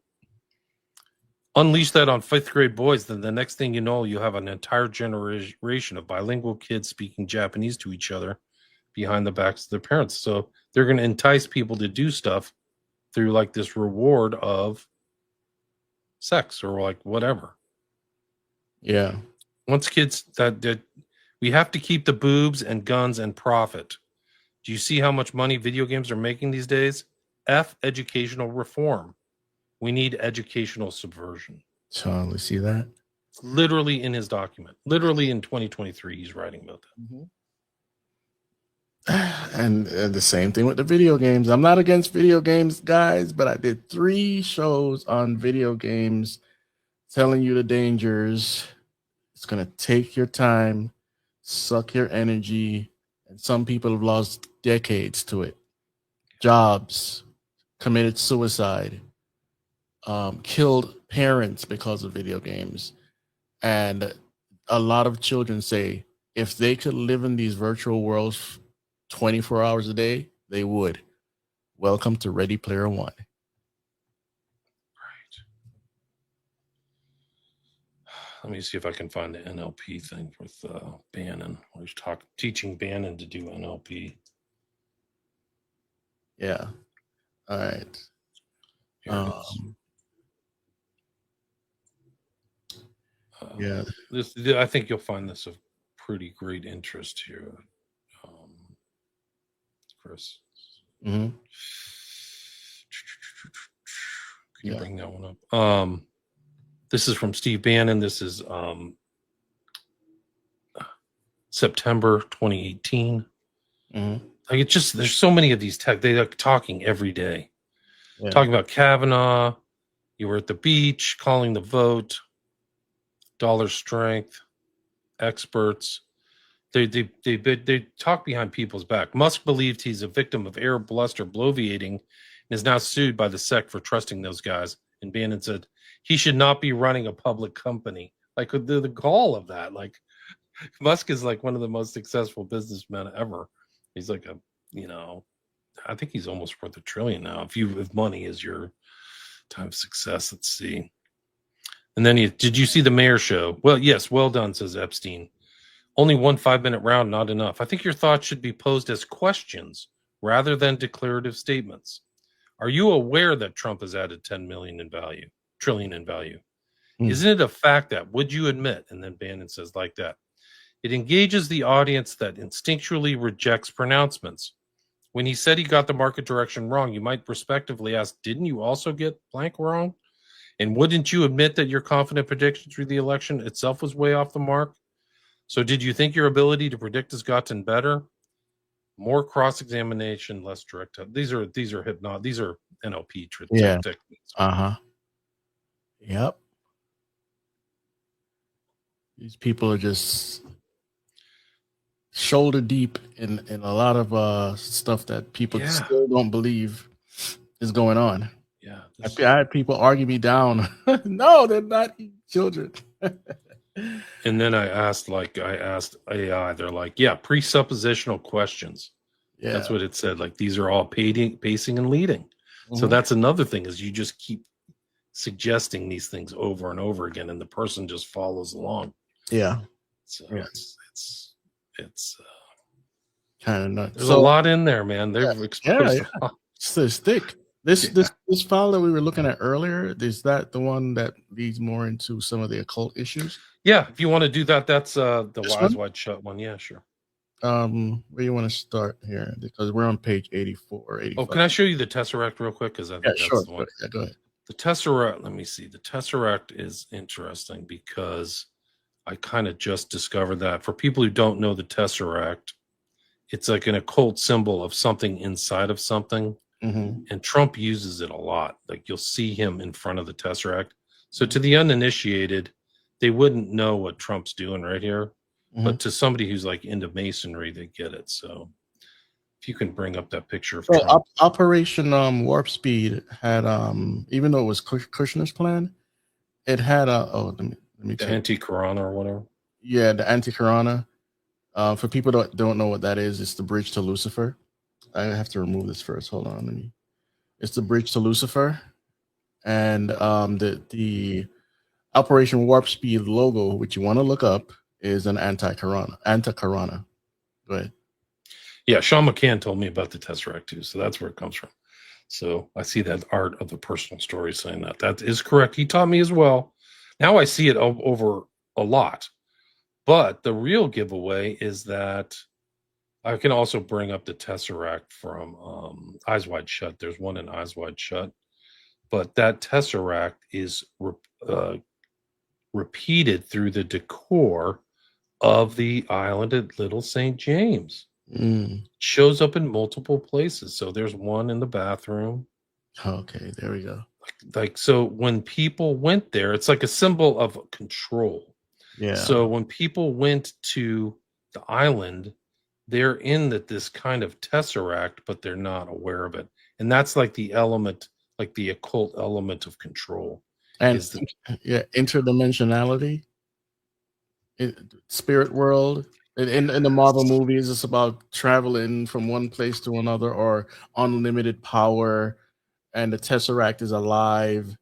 It's a spiritual being from with the other 8 stones. They're spiritual beings from the creation of the universe. All garbage and relates to some Hinduistic stuff. But in the occult, Tesseract is actually far more than we think. Can you bring up that other picture? All right. So like the square within the square motif is there. Mm-hmm. And then there's the trumpet flower. Is that the trumpet flower right there over the bed? Yeah. Sure looks like it. But the other one is this one right here.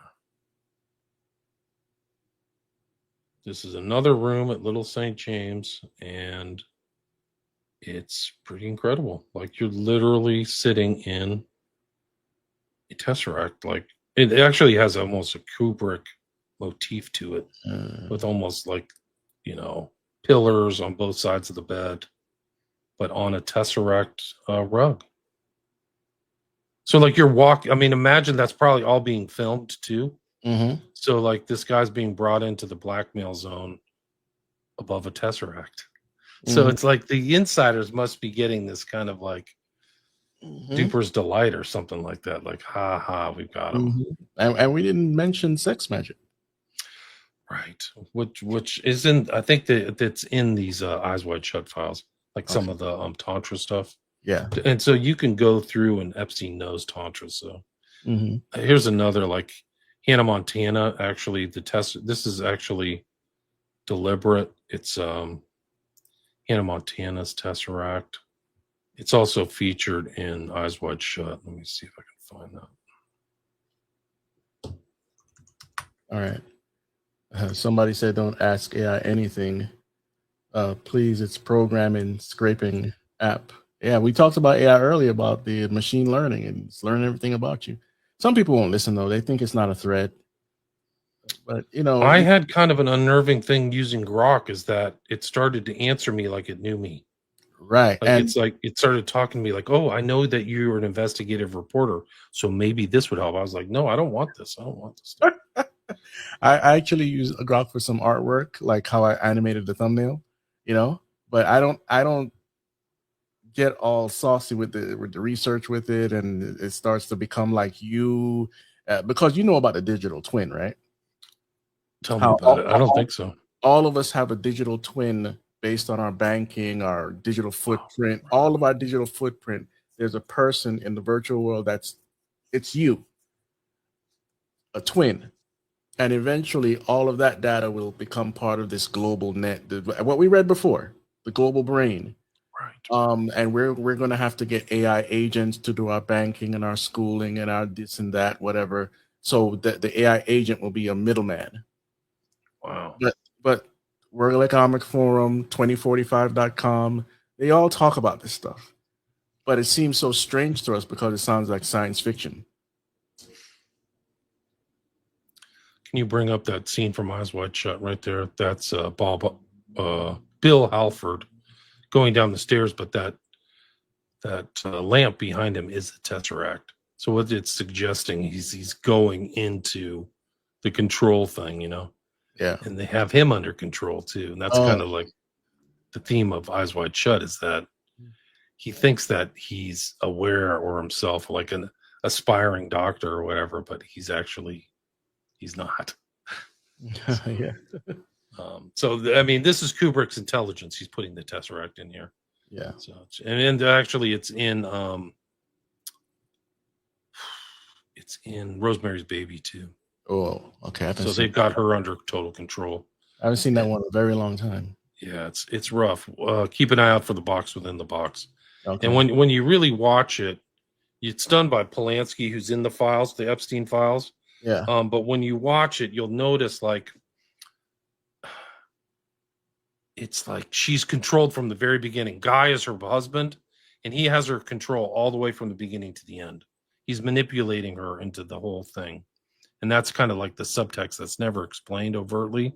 Mhm. But there's one scene where like, oh, I'm tired, I'm gonna go lay down. So she goes and lays down, and the pillow's a Tesseract, just like Anna Montana, and she just puts her head on the Tesseract.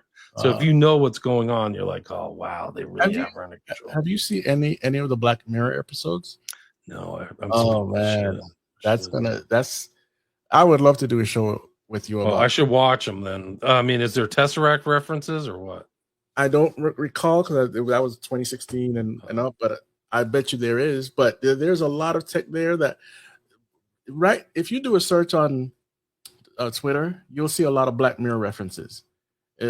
These people, the reason why they call it Black Mirror, you would assume it's because of your phone and your computer screen, and yes, that too. But it's more of a scrying type of thing. Scrying is basically you're looking into a crystal ball, you're looking into a reflective surface where there's water, and they're trying to transcribe to you the future and put it in a fictional form because they've done the research to tell you what's coming. So they put it on Netflix, and people are like, now that it's predictive programming, and now people are like, hey, that was just like Black Mirror. That's just like Black Mirror. That's just like the robot dogs. It was on Black Mirror before most people were aware. I was aware in 2015, but most people weren't aware when it came out that these robot dogs actually were functional. And now when COVID hit, they were in Singapore telling people to go back inside, and we're talking about Boston Dynamics, DARPA, and what's the third one? Boston Dynamics, DARPA, and one other, MIT. Anyway, Trump used them when after he almost got assassinated. They were in Mar-a-Lago. Now they're getting weaponized. It's a whole thing. But Black Mirror, I'm telling you, you have to watch that. I didn't know it was a scrying mirror. That's what John D used. Yeah, he used a Black Mirror to scry. So I have a book called Black Mirror Scrying. Wow. And I can send it to you. But there's a picture of John D with a Black Mirror. Let me see if I can find it. Mm-hmm. John D is like the Enochian magic stuff. So yeah, he had a black obsidian mirror. Yeah, here it is right here. So Okay, let me try to get that in there. here it is right here. Here it is. See where it says Obsidian Mirror? Did I put bring it right? that up? It's okay, right here. Yeah, there you go. So that's John Dee's Black Mirror. Gotcha. That's what he scried with. Huh. Esoteric obsidian artifact created by John Dee, circa 1400. And for those that don't know, Disney's mirror on the wall, however you say it, that was scrying. That was a black mirror. And they called up a spirit. That's what this stuff is all about. But sometimes it's trying to either contact the spirit or trying to see the future. Wow. The Palantir. Right. That's the Black Mirror. Right. Lord of the Rings, yeah. Crazy stuff, right? Man, 2 hours have passed really fast. Oh, wow. I mean, I feel like we didn't even go through a lot of my slides. We'll have to do a follow-up. We should do a follow-up where we cover only transhumanism, because Trivers and some of these other guys are it. Or we could do an eyes wide shut. Like, we haven't touched some of this other stuff. Oh, yeah, for real.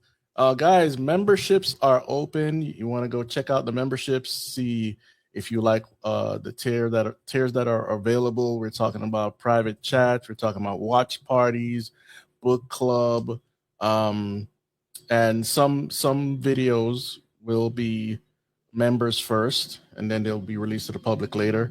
So if you find value in this show and what we're presenting, and go back and look at some of the old videos.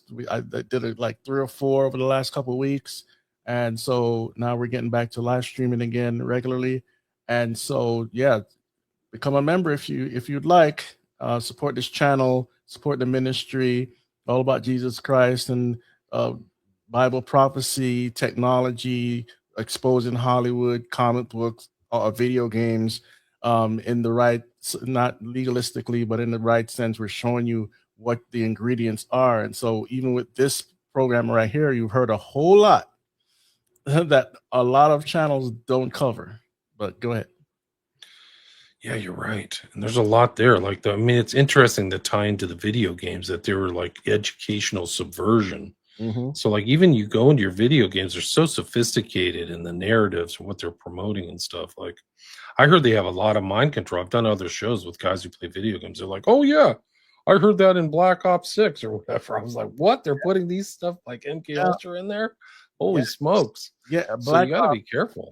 The Black Ops series is all about MK Ultra, mind control, going deeper levels into the mind, just like in the occult, Mexico, and all these places. It's totally, listen, my theory off of playing Call of Duty for a very long time and seeing a lot of things change. Treyarch is the one that made Black Ops, and they use the triquetra. You know what that is? Mm-mm. It's a symbol. Some people think it's a biblical symbol. It's not. It's the one where it's kind of like 3 elements of the 3 elements: fire, water, air. Oh right, yeah. Or 4 elements really, but it's that little wrapped around thing. And so anyway, that's their symbol, and they use a lot of satanic imagery in their games. I'm not surprised. So it's not happenstance. No, it's not. Some of these are like done through rituals and music and things like that. Like, they're created as magical works. Yeah. Some of these movies, like, that's what Kenneth Anger said. He said all of his stuff was like a magical working. That was the intent. And he called himself a warlock. And he was actually, interestingly, of all things, is that in some of the, once we go through the transhumanism stuff, maybe next time. Yeah. Kenneth Anger was supported by the Getty family. And he knew J. Paul Getty Jr. And J. Paul Getty said, just get on a plane and fly, and I'll cover wherever you want to go. So Kenneth Anger, who was a full-on Crowleyite, would like travel to London on the Getty family's dime, and then you'll see the Getty family show up in this transhumanism stuff. And one of the biggest benefactors of the Getty family is Gavin Newsom. Gordon Getty's in these files. So it's another rich person. Nobody's really fixed. Oh, wow. The Treyarch. Yeah. I didn't know that. Yeah. So we see Triquethra and we see Treyarch. Now, some Christians had used it in the past to represent the Godhead, the Trinity, but it's not where it originates. It originates as from a fake deity, earth worship type paganism, to where they had a fake Trinity, and it goes into all sorts of witchcraft, the elements, the fire, air, water. It's all over the place, but it comes up in different ways, in different forms. So anyway, that's Treyarch's symbol. You'll find it on food products and whatever. Some people just don't care. But yeah, so Triquethra. Yeah, I learned of the anti-corona from you. I didn't know what the anti-corona was. Oh, okay. But it's like the Tesseract. Yeah. It's like a dimensional cube or whatever or something. Mm-hmm. And you know what? You'll find this same symbol tattooed on certain people in cults and witchcraft or whatever. You see, it's all over the place. Celtic origins too. So see, and here's this here Celtic knot. You got the moon symbol. You got the antigram, the moon goddess symbols, the all seeing eye, and all sorts of stuff. So it's not something so innocent to where, oh no, you're talking crazy, man. How, right, it's everywhere. It's ubiquitous. It's like common, very common. Tattooed on people there. Let me see if I can find the Rosemary's Baby Tesseract and hook up my external drive. Yeah. So I wouldn't be surprised if this symbol comes up in the files too. Just like the petal symbol, the triangle with the swirl in it. Right. Yeah. Let's see. Let's try. This is Black Ops. Wait a minute. I don't think this game exists yet. They're probably going to go to the Gulf War next, maybe, as far as Treyarch's game. Let's see. They're big into zombies, and zombies come from witchcraft. For people that don't know, Haitian voodoo, African voodoo. It's about what's it called? Jewish mysticism, the golem, a clay figure which Abramovic used to do her spells. The clay figure, the golem, that would be considered a zombie, but not in the traditional sense. But voodoo, they call up a spirit to go into your body or to control you, or in dead flesh. And so John Romero made it popular with Night of the Living Dead, Day of the Dead, and other people took it on, and now it's a big phenomenon. But Treyarch is heavy into zombies. There's zombies in every single game. Wow. Every single game. So anyway. Can you bring up that hypercube where it says the hypercube or symbols of Satanism? Let me get rid of this here. This one? This is from Mark Passio, allegedly an ex-Satanist. But it says here, I'll read it out. The hypercube is one of the most occulted symbols within all dark occultism. It is found prevalently throughout our society in the form of octagonal symbolism. The hypercube is a representation of a four-dimensional object. With 3 dimensions, it appears as a cube within a cube. Symbolically, it represents never-ending prison which perpetually renews itself, or in other words, hell. Yeah. Oh, okay. Speaking of that, the new game Hellraiser. Right. It's all about the cube, right? And they actually mentioned the Tesseract in the new Stranger Things. There's a reference. There's a book called A Wrinkle in Time. And that is Wrinkle in Time is about a Tesseract. Yeah. Apparently, this book and movie that was produced by Oprah Winfrey, right? Yes. It's about it's for kids too. Oprah Winfrey is in it, but it's all kind of like girl witches and stuff. Right. And I understand. Doesn't surprise, right? Because she's a big new age priestess. I forgot what the new Hellraiser game. Forgot what it's called. Hellraiser Revival. Let me put this up there real quick. I know it's about time for you to go. Hellraiser Revival. There's the cube. This is the original Hellraiser with the Cenobites. That's more cute. Pandora's box, basically, in a sense. And so they promote this stuff. It's this thematic. All the most of your entertainment is full of this stuff because people get influenced by all sorts of occult things, and sometimes these people are in the occult. You can't dismiss that. And even with horror movies, a lot of time they get witches or people that are really into the cult to verify and make sure that the movie is authentic to what they believe.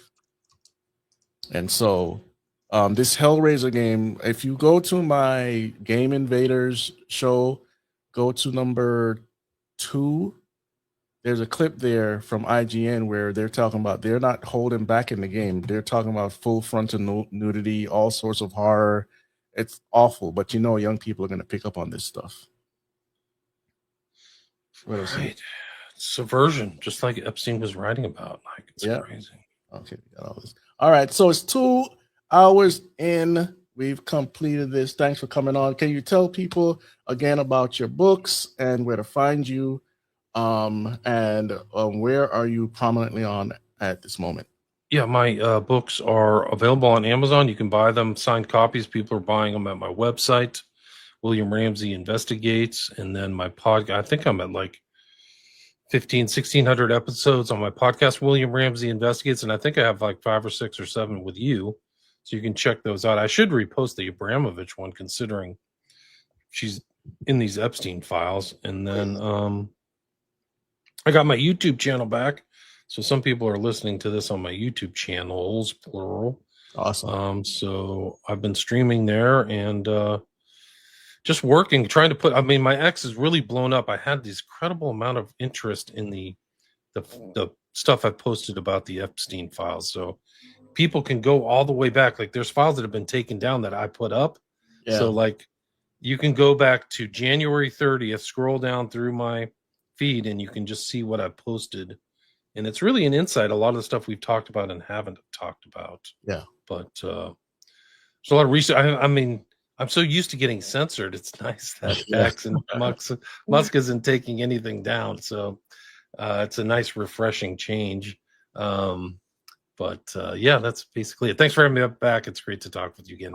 Good. Been too long. Yeah, it's been a long time. So we need to set up something. And let's give the audience what they're looking for here.